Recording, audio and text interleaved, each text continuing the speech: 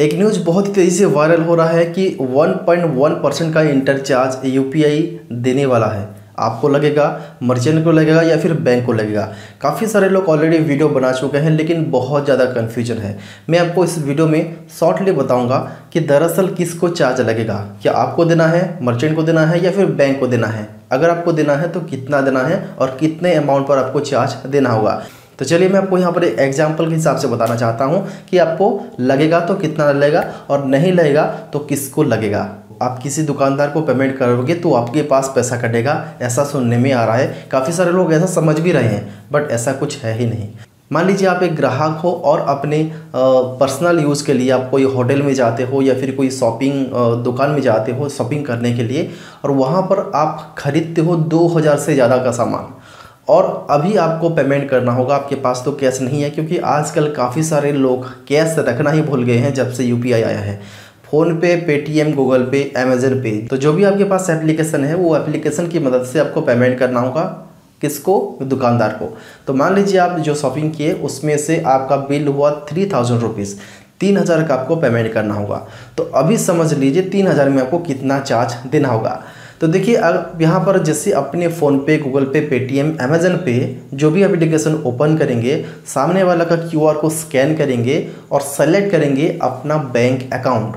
मान लीजिए आपके पास 2 बैंक अकाउंट है, एसबीआई है और एक्सिस है। तो अभी समझने वाली बात है, जब भी आप अपने बैंक अकाउंट को सेलेक्ट करोगे पेमेंट करने के लिए, आपके पास 2 अकाउंट है, एसबीआई है, एक्सिस है, जिसमें से आपका पैसा है एसबीआई में है, एक्सिस में नहीं है। अगर होता भी तो कोई बात नहीं।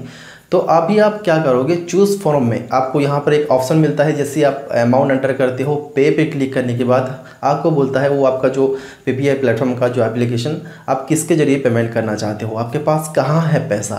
तो आप चूज़ करोगे बैंक अकाउंट।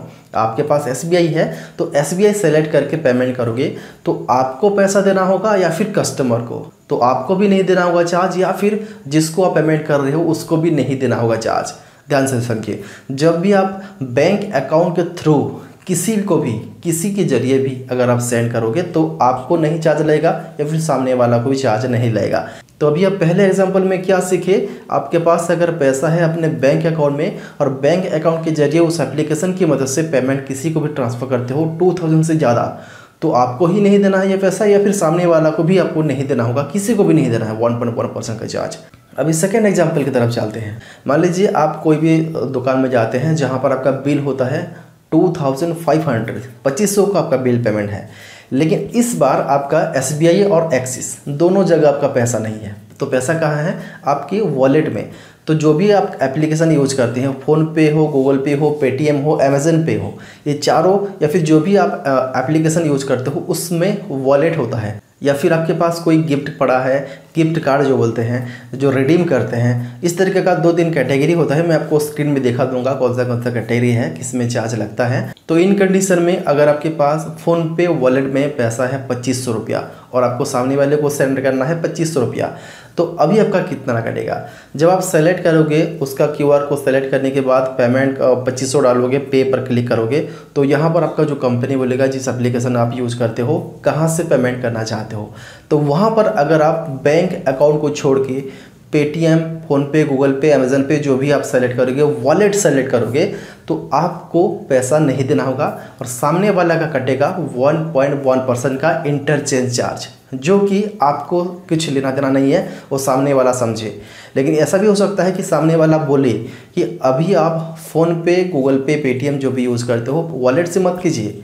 अगर आप वॉलेट में करोगे तो मेरा चार्ज कटेगा, इसलिए बैंक अकाउंट से ही करिए। अगर आप वॉलेट से करोगे तो एक्स्ट्रा कर देना। अगर आपको 2500 करना है तो 2500 प्लस 1.1% आप ऐड करके कर देना। ऐसा भी हो सकता है, ऐसा आने वाले दिनों में आपको बोला जा सकता है। अभी समझते हैं 3 नंबर केस, जो कि 3 नंबर एग्जाम्पल है।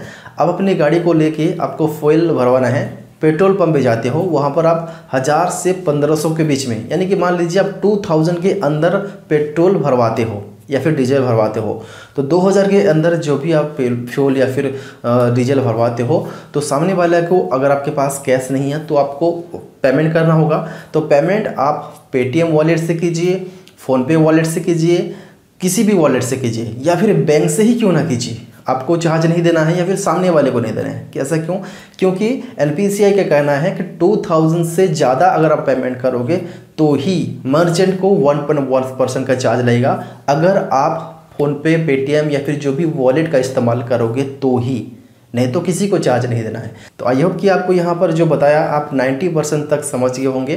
10% इसीलिए बोला, काफ़ी सारे लोग नहीं समझ पाते।